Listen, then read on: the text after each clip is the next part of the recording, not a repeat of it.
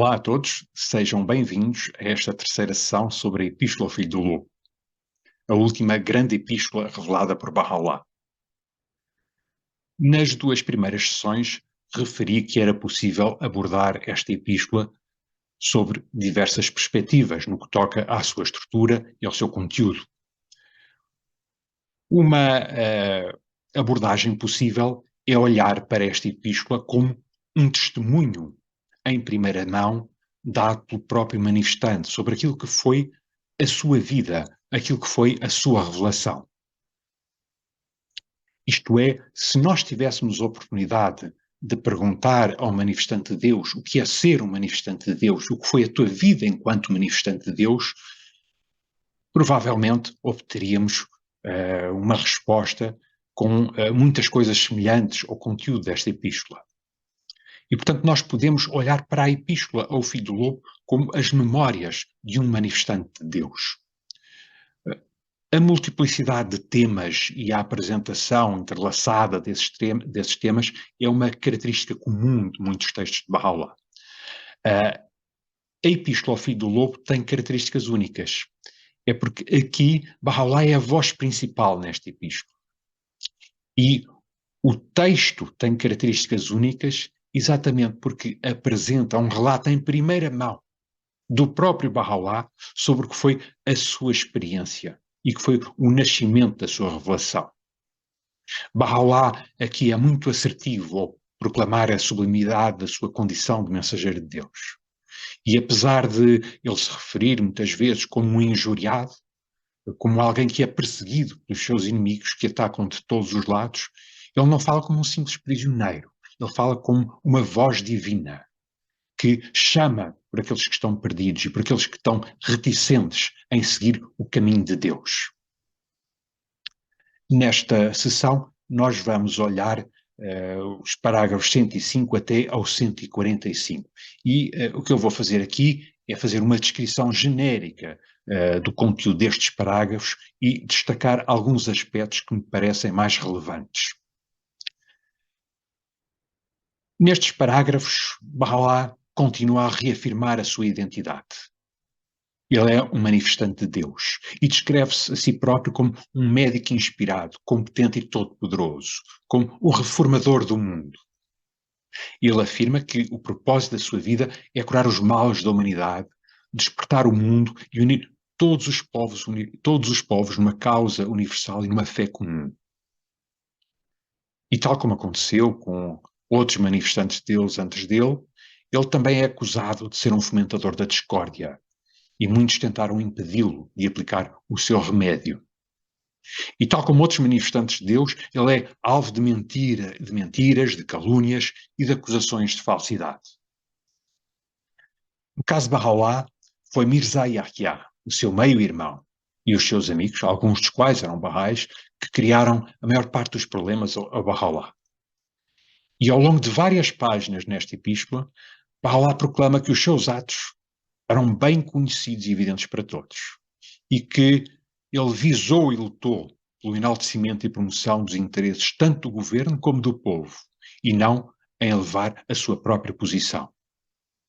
E para provar as suas intenções e o seu poder de realização de mudanças no mundo, Bahá'u'lláh descreve as ações nobres dos seus seguidores, a sua paciência e firmeza nas tribulações e a sua preferência em morrer em vez de matar. E ao longo do texto, Bahá'u'lláh vai descrever brevemente histórias de vários crentes ilustres que foram martirizados no serviço à causa de Deus. Bahá'u'lláh, nesta epístola, denuncia indiretamente a aceitação da tirania pelo sheik, citando em várias ocasiões a epístola da prova, Al-Burhan, uma epístola que foi escrita para o pai do sheik, em que se refere o Imam Jumi de Isfahan.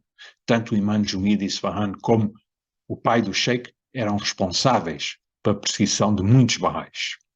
E nos certos desta epístola que Bahá'u'lláh vai citar, Bahá'u'lláh garante que estes tiranos, que se eles tivessem percebido o que tinham feito, eles ter-se-iam lançado no fogo ou fugido para as montanhas, em vez de se orgulharem daquilo que tinham feito. E também os aconselha a julgar de forma justa e a reconhecer que eles estão a condená-lo com as mesmas provas que os teólogos de épocas passadas usaram para condenar outros manifestantes de Deus. Isto é, as perseguições a Cristo, as perseguições a Moisés, as perseguições a Maomé, também foram feitas por teólogos do tempo desses manifestantes de Deus. E as provas que foram usadas para os condenar foram exatamente o mesmo tipo de provas. Independentemente das ações do Sheikh e das respostas ao chamamento de Baha'u'lláh, Baha'u'lláh afirma que não tem medo da crueldade. E diz-nos que desde o primeiro dia em que a voz da pena mais sublime se levantou entre a terra e o céu, nós oferecemos as nossas almas, o nosso corpo, os nossos filhos e os nossos bens no caminho de Deus. Isto é, nem a oposição, nem o repúdio dos teólogos podem enfraquecê-lo ou fazê-lo baixar a sua voz.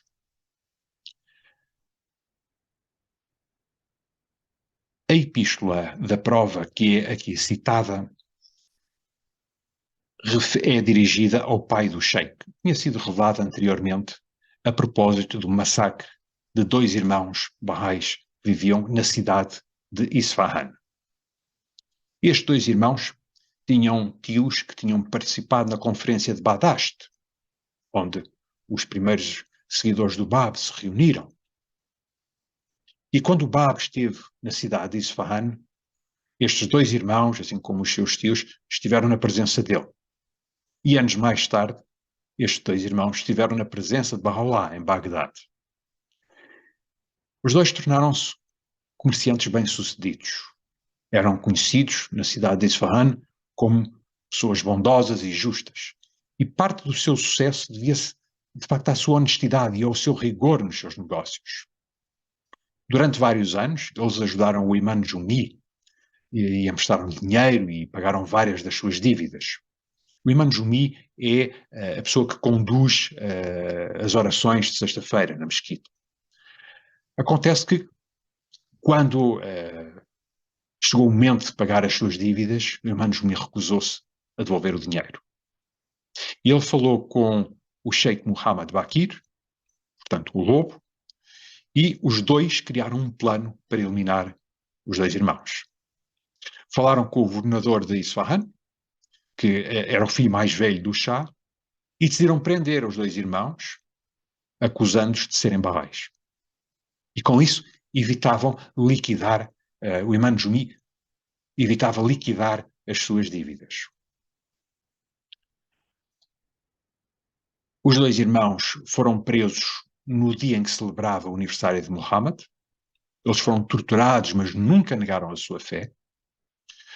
Depois foi pedida permissão ao Shah para executar os 2 irmãos, mas o Shah recusou e pediu que os 2 fossem transferidos para Teherão. Só que os sacerdotes da cidade insistiram depois com o governador para que os irmãos fossem executados. O governador só cedeu a essa pressão dos sacerdotes quando lhe foi oferecida uma quantia em dinheiro. Entretanto, os clérigos, os sacerdotes da cidade já tinham incitado a vários motins contra os Baha'is, em Isfahan. E é nesse turbilhão de eventos que o filho do Sheikh, o filho do lobo, chega a oferecer para executar os 2 irmãos Baha'is, caso isso fosse necessário. E no dia 17 de março, 6 dias depois de terem sido detidos, há uma multidão que invade o palácio do governador e leva os 2 irmãos. Eles foram decapitados na praça central da cidade de Isfahan e os seus cadáveres foram arrastados pelas ruas. Anos mais tarde, em 1911, Abdu'l-Bahá viria a encontrar-se com o filho do Shah, que era governador da cidade, em Genebra. E nesse encontro em Genebra, o filho do Shah pediu perdão pelos seus atos a Abdu'l-Bahá. E Abdu'l-Bahá disse: isso é passado, isso já passou, não tem mais importância. Este martírio teve lugar, como eu disse, na praça central da cidade de Isfahan. E temos aí, do lado esquerdo, 2 gravuras que ilustram essa praça central. Naqshi Jahan é o nome da praça. E à direita temos uma fotografia de uma execução que teve lugar nessa praça. Não é a execução dos dois irmãos, é a execução de outra pessoa, que se vê que está ali o cadáver caído, mas vê-se também a população que vem presenciar aquele espetáculo. Esta fotografia é uma fotografia que, de alguma forma, traz à memória ilustrações de autos de fé no Terreiro de Paço, em Lisboa. Toda aquela população que vai ver aquele espetáculo do martírio de pessoas acusadas de heresia e de blasfémia.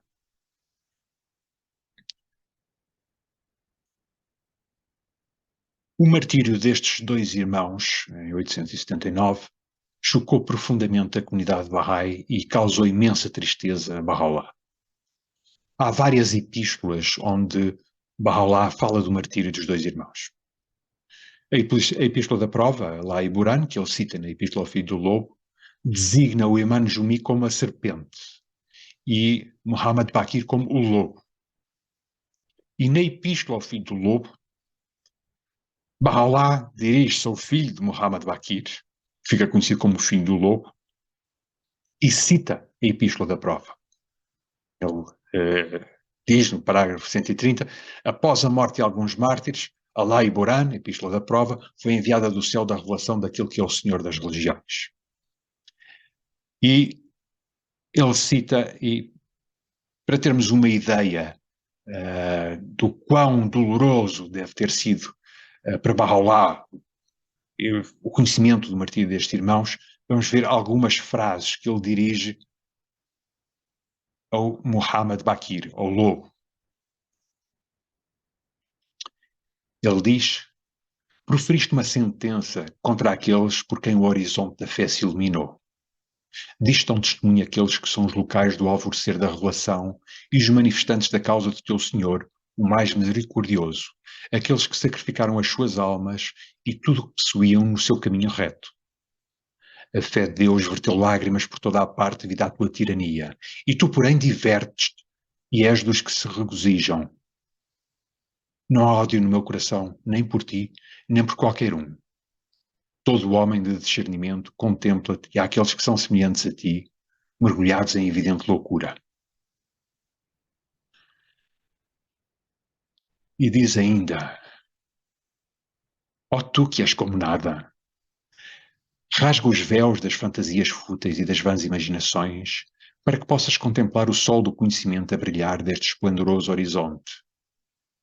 Desfizeste em pedaços um remanescente do próprio profeta e imaginaste ter ajudado a fé de Deus. Assim a tua alma te impeliu e és em verdade um dos negligentes. O teu ato consumiu os corações da Assembleia no Alto e daqueles que circulam em torno da causa de Deus, o Senhor dos Mundos. A alma da casta, Fátima, desvaneceu-se devido à tua crueldade e os habitantes do paraíso choraram amargamente naquele local sagrado. Ao citar a Epístola da Prova, Bahá'u'lláh está a dizer para o filho do lobo: será que tu queres seguir as pegadas do teu pai? Queres ser como o teu pai? Queres cometer atos igualmente hediondos como fez o teu pai? Então olha para o que ele fez. Olha para os efeitos dos seus atos. Olha para os efeitos da sua crueldade. E por isso ele vai citar toda a Epístola da Prova.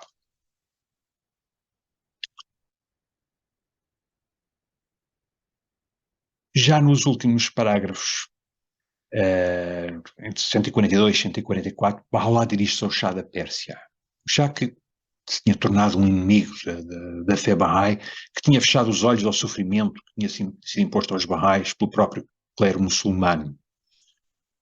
Bahá'u'lláh afirma que é dever do Shah tratar os Bahá'ís com amorosa benevolência e misericórdia. Bahá'u'lláh, promete que este povo, isto é, os Bahá'ís, nada venha a mostrar que possa contradizer as opiniões mundialmente conhecidas de Sua Majestade.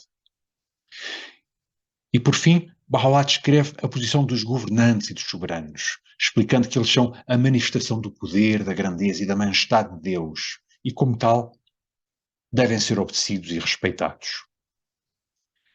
E a este propósito, a propósito do respeito às autoridades, Baha'u'lláh vai citar os Evangelhos na Epístola ao Filho do Lobo.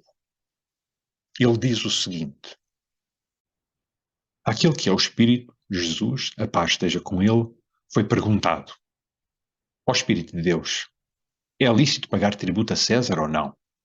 Ao que ele respondeu: sim, dai a César o que é de César e a Deus o que é de Deus. Ele não o proibiu. Estas duas frases, no entender dos homens de discernimento, são uma única e mesma coisa, pois se aquilo que pertencia a César não tivesse vindo de Deus, ele o teria proibido. E mais à frente, no outro parágrafo, Baha'u'lláh escreve: na Epístola aos Romanos, São Paulo escreveu: todo homem seja sujeito às autoridades superiores, pois não há autoridade que não venha de Deus, e as que existem foram instituídas por ele. Assim, aquele que se insurge contra a autoridade opõe-se à ordem estabelecida por Deus. Isto é, Baha'u'lláh cita os textos bíblicos para justificar a origem divina da autoridade.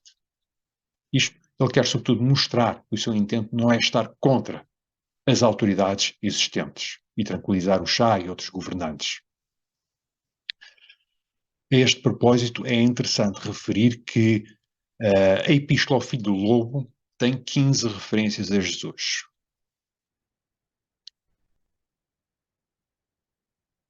Também me parece que é de destaque na Epístola, nestes parágrafos que estamos a ver agora, um elogio a um antigo ministro e embaixador persa. Estou a falar do Mirza Hussein Khan, que vemos aqui nesta gravura. Ele nasceu em 1828 e faleceu em 1881. Ele foi diplomata persa durante muitos anos na Geórgia e depois foi embaixador persa em Constantinopla.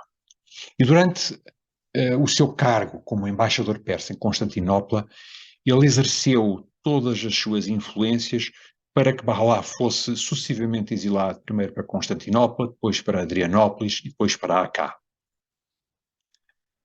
Mais tarde, ele torna-se primeiro-ministro, entre 1871 e 1873, e ele tenta lançar na Pérsia uma série de reformas sociais e políticas que visavam modernizar o país. Ele tinha testemunhado o que se vivia no Império Otomano, com o Tanzimat, das grandes reformas no Império Otomano. É uma pessoa que claramente tinha sido influenciada por esses reformistas otomanos, mas as suas iniciativas acabaram por ser boicotadas, quer pela corte, quer por outros governadores que o viam como um rival e como uma ameaça aos seus privilégios. Durante o tempo em que ele era primeiro-ministro, ele afirmou várias vezes que Baha'u'lláh tinha uma atitude digna e incorrupta quando estava exilado em Constantinopla. Baha'u'lláh dirigiu-se várias vezes a ele, várias vezes em tom condenatório, mas na Epístola ao Filho do Lobo ele vem elogiá-lo e diz que tudo o que este ministro fez, ele fê-lo por um sentido de dedicação ao seu país natal, à Pérsia. Não o fez por ódio, rancor ou qualquer outro sentimento contra Baha'u'lláh. Não, foi num sentido de serviço ao seu país. É interessante referir, a propósito das reformas que este ministro tentou lançar, quando tinha o cargo de grão-vizir, que essas tentativas de reforma lançaram em alguns círculos persas grandes debates sobre que reformas deviam ser feitas no país, como é que se devia modernizar o país. E a esses debates, mais tarde, Abdul-Bahá, filho de Baha'u'lláh, vai escrever o livro O Segredo da Civilização Divina.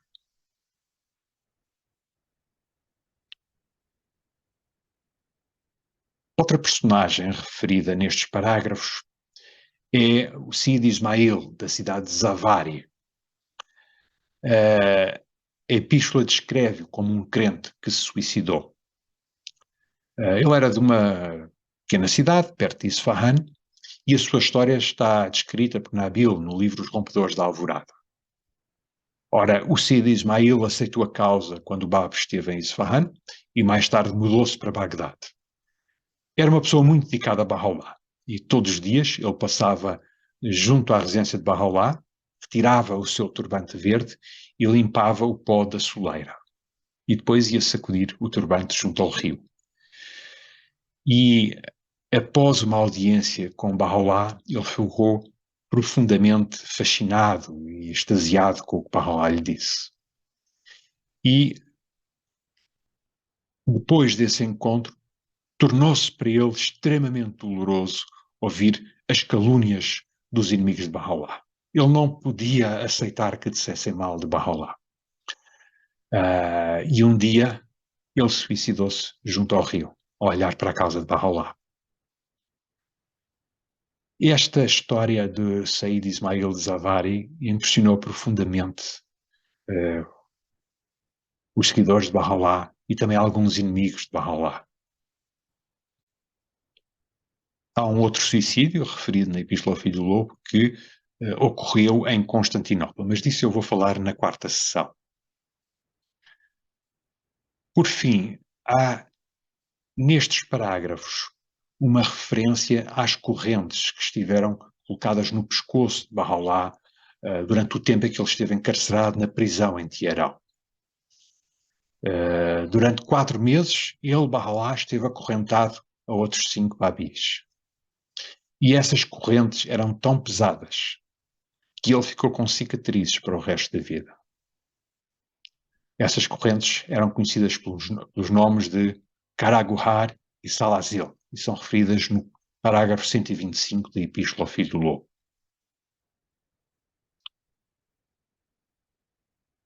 Olhando para estes parágrafos da Epístola ao Filho do Lobo, com o método do Sr. Opertumbar, nós podemos dizer que dos parágrafos 107 a 115 temos narrativas, onde se descrevem ataques e falsas acusações feitas contra Bahá'u'lláh e os Baha'is.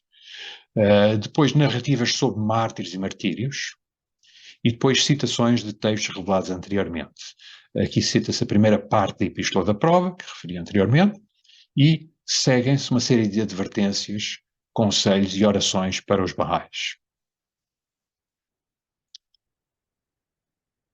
Para estudo e aprofundamento sobre o conteúdo destes parágrafos, 105 a 145, eu proponho um conjunto de questões para a vossa investigação.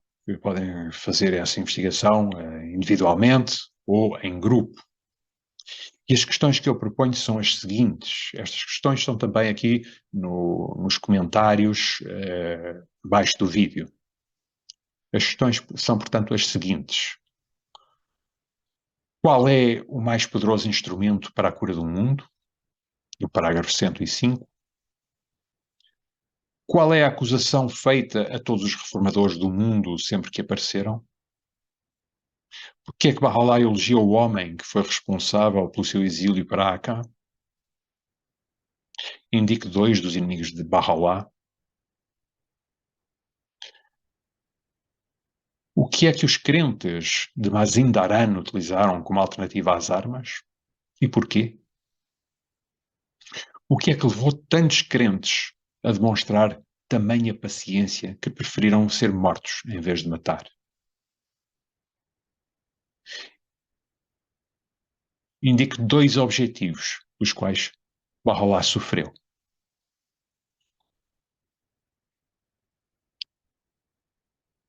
Qual teria sido a resposta do Sheikh se tivesse percebido o que tinha feito a Bahá'u'lláh e aos seus seguidores? O que têm em comum o Sheikh, os doutores de Deus que condenaram Cristo e os rabinos e sacerdotes idólatras que negaram Muhammad? Parágrafo 132. Que características deve ter alguém para ser considerado como um verdadeiro erudito? E quais são as suas recompensas? Qual o objetivo de Bahá'u'lláh ao citar certos das epístolas aos reis e os outros? Qual deve ser a nossa atitude para com o governo e governantes? Posição atribuída a Bahá'u'lláh aos soberanos da Terra? Qual era o propósito de Bahá'u'lláh? A resposta a esta pergunta encontramos-la nos capítulos 105, 112, 115, 125 e 141.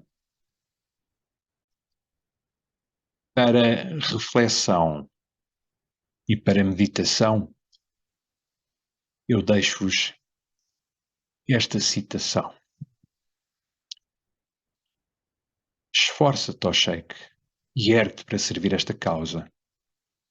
O vinho seleto foi aberto neste dia perante os rostos dos homens.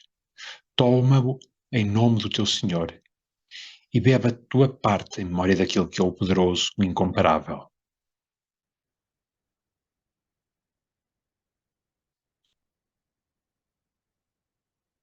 Estas palavras são dirigidas ao Sheikh, mas contêm um anúncio, contêm mandamentos, contêm ensinamentos.